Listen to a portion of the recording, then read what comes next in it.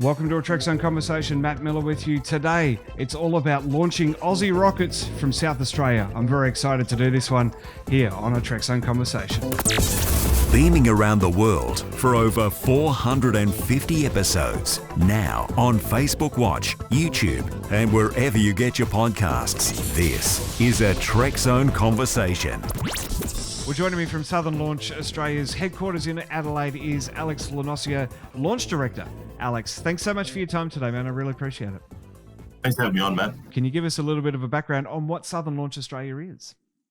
Sure. So Southern Launch is a company headquartered in Adelaide. What we're aiming to do is operate 2 launch sites in South Australia. We have our Kinniba test range for suborbital overland testing, which allows our customers to launch suborbital rockets and then recover their payloads after they land back down on the Earth. And then we have our larger launch site at Whalers Way, our Whalers Way Orbital Launch Complex, about half an hour south of Port Lincoln on the Eyre Peninsula. And that's where we're aiming to launch orbital rockets all the way into space to launch satellites for customers all around the world.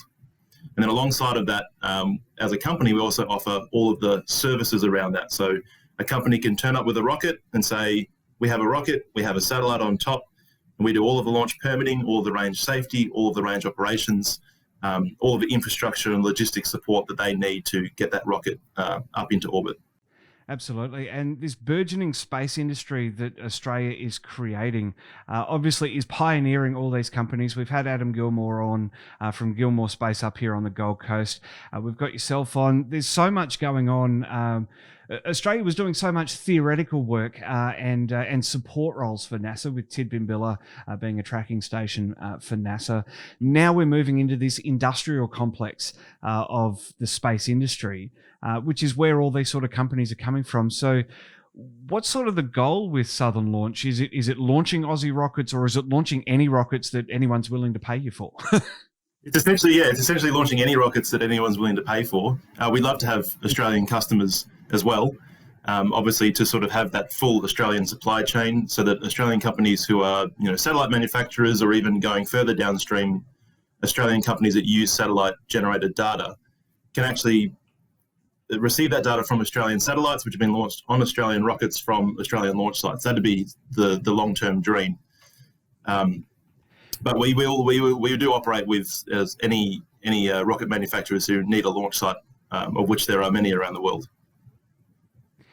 And there was some recent success with Southern Launch that really popped you or really beamed you onto my radar. Some great successes, and not just that, but able to react to a bit of a delay and just launch 2 rockets within a few hours. Yeah, it was great to see. I mean, as launch director, my role is to manage and plan the operations on the day. So for me, the first attempt on the 15th of September resulted in a misfire at T-0, which basically means that we attempted to ignite the rocket, but it didn't ignite fully. We responded to that so well that was really what I sort of was most exciting for me, seeing how the team managed that completely safely and correctly. And then we progressed the course a few days later on the 19th of September and managed to get, as you said, both rockets away within 2 hours of each other. So 2 space-capable launches within 2 hours is another excellent first, just let alone getting one away. And that was really, I think that was the first time that you'd launched to the edge of space. So to be able to back that up with a second launch, I think is just really showing Aussie ingenuity and just a willingness to get in and get it done and not be too delayed by these setbacks. Well, exactly. And ultimately, space is hard. So there are things that go wrong all the time in the space industry. And by wrong, I mean not to expectations. So it's just what you have to plan for, and it's what we plan for. And that means that we, all of the misfire happened, and then the 2 launches happened, and there was never any safety risks or anything. So we sort of, it's all been planned for and prepared for. And that's sort of what the new space industry is about, is making sure that you can react quickly because you put the work in to be prepared for any eventuation. And as you say, space is hard. So having a misfire isn't necessarily a catastrophic failure, especially since the payload and the rocket itself isn't lost. So it's learning from these mistakes and seeing what the next steps are. I guess looking at SpaceX as an example, and they've got a video compilation online of the amount of times that they failed to launch, not only launch but return big mission goals of returning and reusing the rockets. So there is this ever evolving understanding of how to launch rockets, and to think that humanity's really only been launching them for about 55 years pales in comparison to the millennia that the planet's been around. It's really fantastic, actually, and SpaceX is a really good example of the fact that new space companies can the whole idea is fast innovation. So you get to the point of testing your system as fast as you can, and then you rapidly learn and you keep iterating and keep testing. And that's sort of the difference between the new space and the old space companies and organizations like NASA, for example. You can build, test a rocket within a few years, as opposed to building and testing a rocket over 20, 30 years where it has to work because you've got billions and billions of dollars going into it. That ultimately leads to a better product faster and cheaper than the old approach. And a little less stress on launch day, really, isn't it? It's not. Yeah. I mean, it's still stressful, but it's not a major issue if there are delays. Exactly, especially if you plan for them like we did, so you can respond to it, and then 4 days later we get that second rocket away anyway. So that's what it's all about.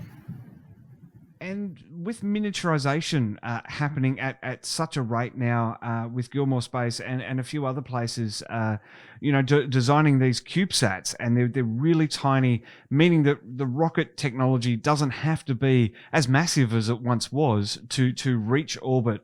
I guess that sort of works to your advantage as well. Yeah, so for the Whalers Way Orbital Launch Complex, the rockets that we're looking to launch are small sat launches, up to some small to medium lift launches at the higher end. So it's not going to be a Cape Canaveral with space shuttles and Saturn Vs lifting off every day.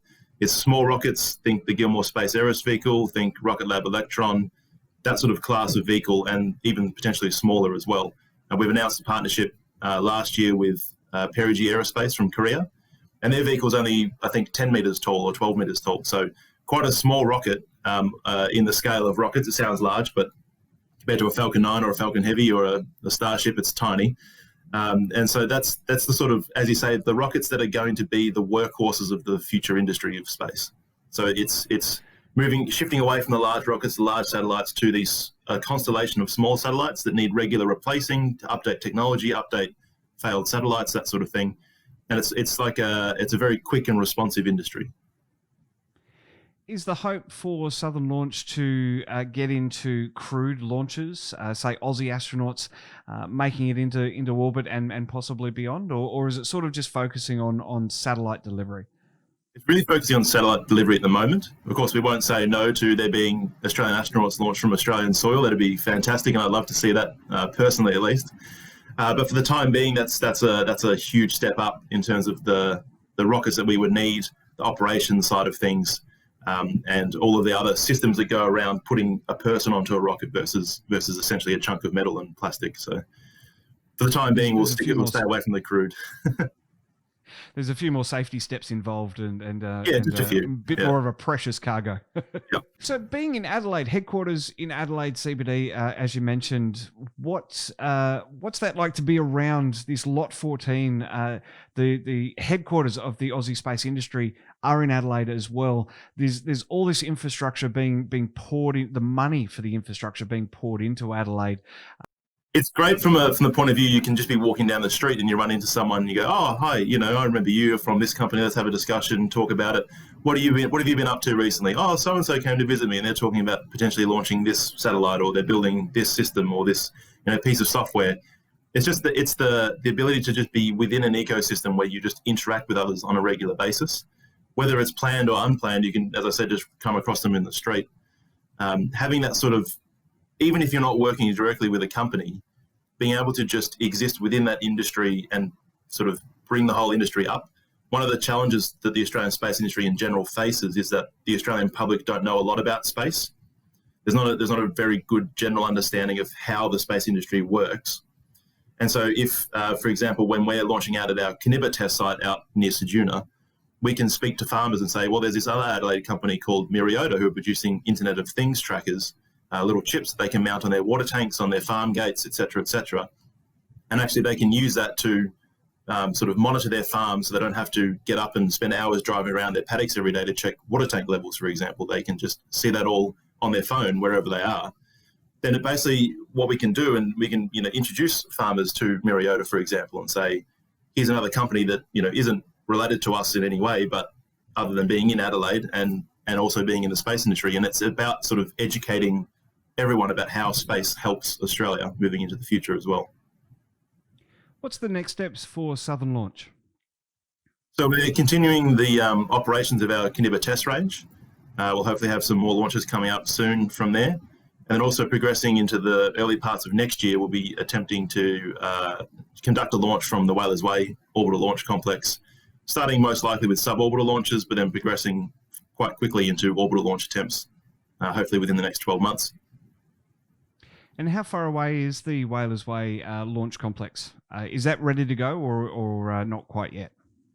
We haven't started construction, so we're currently going through the development approval process. It's classified as a major project by the SA government. So we have some public consultation we need to conduct as part of that. We've put a lot of time and effort into producing, I think, something like 19 different environmental and noise and pollution and security and all those sort of assessments and studies that need to be done before we can progress on a major project development. So once that gets through and gets approved and the general public has had a chance to have their say on it, then we can begin construction. It's a relatively simple site in terms of infrastructure, and that's one of the things that we're going for, is that as a multi-user launch facility, we need to build the shared infrastructure, and the shared infrastructure is actually, in terms of infrastructure projects in Australia, is relatively cheap and quick to build. So it can be a fairly fast process from this point on.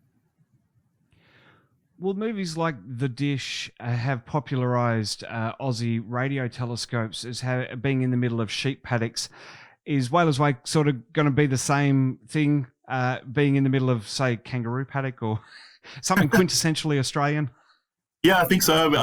Going down to the site, there's a lot of natural wildlife on the site as well. It isn't a developed or cleared area at the moment. And really what I'm quite excited to see is that the impact that we'll have on the site will be extremely small. So our footprint on the site is tiny compared to the amount of land we need for the exclusion zone. And we'll also, as a company, have the approach of, well, if we're going to need to build security fences, then let's make them vermin-proof fences, for example. So we'll actually go through the effort of turning Whalers Way into a wildlife habitat and wildlife revegetation zone, much like how Cape Canaveral in the US, launching much larger rockets, is actually a wildlife sanctuary as well. So there's a lot of benefits that we can have, even though we are operating rockets from the site. So when we saw those shots of parks, even in historical footage, but also in that movie, The Dish, and seeing the sheep nearby, the comments about sheep nearby, I think the quintessential Australian rocket launch, when we get to Whalers Way, is to have a kangaroo bounding across the screen as the rocket launches upright. If you can make that happen for us, I think that's everything else. I'm sure we can make that happen. When I was down there, I actually went over to visit about 8 weeks ago, and there were emus walking around and all that sort of thing as well. So there's plenty of native wildlife down there. Perfect.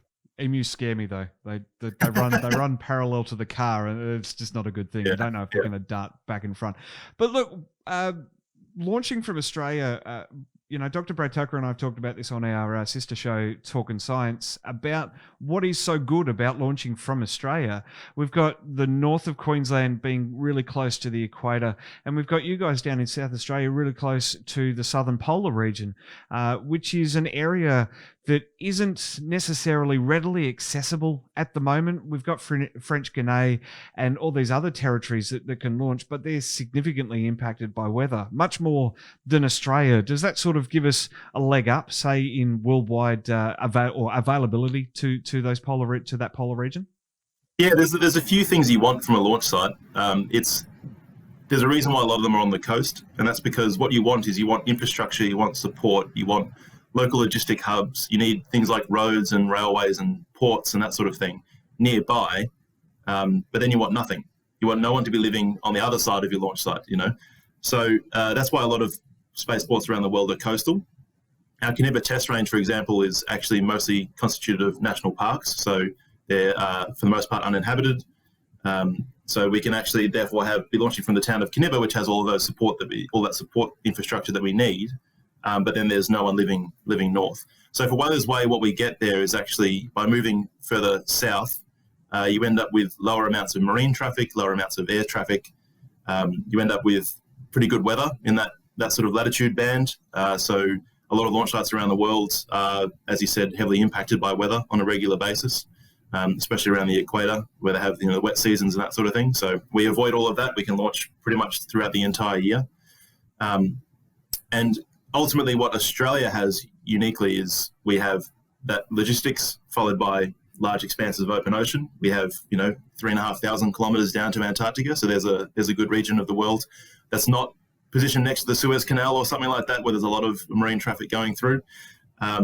We also have quite a stable geopolitical environment. So we don't have sort of any concerns that the government's going to be overthrown and someone's access to our launch site will be revoked at short notice and that sort of thing. So that's what Australia really offers, is the ability to have, long distance logistics hubs. So for example, Port Lincoln is about an 8 or 9 hour drive away from Adelaide, but there are thousands of people who live there. You have access to all of the infrastructure and manufacturing capability, all the expertise around fishing industry and aviation industry that's there can also be used for space. So there's a lot of supporting skills that Australia has in areas that are not heavily populated, and that's really where Australia comes to the fore for launch. And one thing, we talked a little bit there about the weather. One thing that came to my mind, to the fore of my mind during the recent demo mission with SpaceX Crew Dragon, was not just the weather at the launch complex, but also the downrange weather. So getting into that polar orbit and sort of working towards Antarctica gives us that leg up where it is quite stable. Not to say that it's crystal clear skies all year round, but it's certainly a lot more stable than Hurricane Alley or Cyclone Alley, if you will. Yeah, for sure. Yeah, I think the difference being for crewed missions and returning missions, for SpaceX, for example, it's important for them, for certain missions, they have to have clear weather a long way downrange, 800 kilometers downrange, so they can land their booster or a Crew Dragon capsule. And so for us, at least, because we won't have to start with rockets that are being recovered or rockets that are launching crewed missions, the downrange weather is not too important. It doesn't particularly matter if your rocket that's coming back in from space is coming through a storm, for example, because it's probably going to burn up and disintegrate on the way back in anyway. So getting hit by lightning is not a huge deal for a rocket that's blown up. or a rocket that's done its job. If it's done its job, sorry, that's a better way to phrase it. People on board. Yeah. Coming back with some people on board, it's kind of a little bit more important. It comes back to them being a little bit more important. Exactly right. Well, Alex, it's fantastic to meet you and to learn about Southern Launch. Looking forward to what the future holds and moving forward in the years ahead. Once this quarantine thing ends, being able to get around Australia and actually physically see all these places, I think is going to be fantastic and well worth a Trekzone road trip. I think we've got places to go from coast to coast, north, south, east and west. So a lot of space industry happening in Australia. Southern Launch a part of that, and really kind of an integral part, if you will, being at sort of the end of the supply chain and being the results of everyone's hard work. So a pretty important task you've got ahead of you as launch director as the company moves forward. No pressure. Yeah, absolutely. Yeah, it's the choke point at the moment in the industry is launch. So if we can open that up, then it just enables the rest of the industry in Australia and around the world. Fantastic, Alex. Well, thanks very much for having a Trekzone conversation, and we'll catch you again soon. Right, thanks, Matt.